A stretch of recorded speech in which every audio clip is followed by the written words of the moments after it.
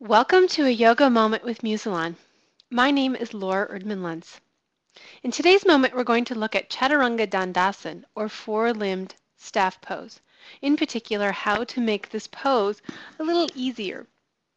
Most of my students erroneously believe it's all upper body strength, and if only they were stronger, they'd be able to do the pose. Try this experiment. Come down and into the pose and get yourself ready.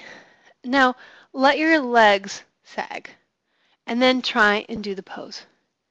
It is much harder to do the pose when the legs aren't working. Now, while none of my students, and I hope you don't either, do the pose with the legs that sagged, can you imagine what it'd be like if you went the other way and firmly engaged the legs? And in fact, in this pose, the more firmly engaged those legs are without gripping, the easier the pose becomes. I find with my students that this is one of those poses that just happens overnight for them. All of a sudden, it's like they get it. They get the track, they get what the body's supposed to be doing, and they can do the pose. Now, strength doesn't increase overnight that quickly, so you know it's not all about strength. We want to learn how to engage the legs, and a great way to practice this is in Tadasana.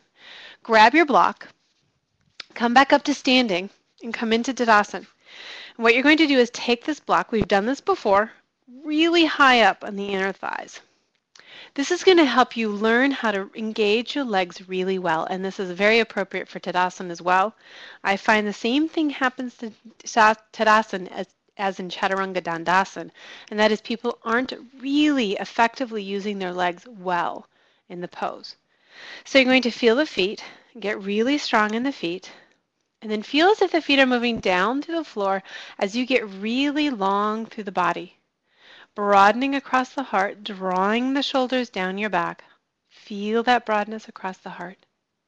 Now, make sure your inner thighs are working here. The block will help to tell you because it's hard to feel if the inner thighs are working. Notice if the right and left are working equally. I'll give you a hint, they aren't. There's always a little more equality that you can find.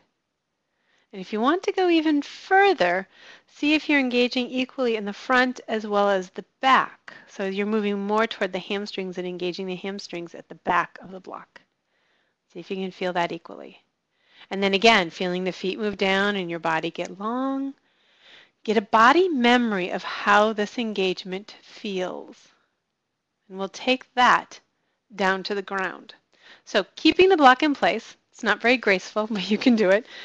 You're going to walk toward the back of your mat and then work your way down into downward facing dog.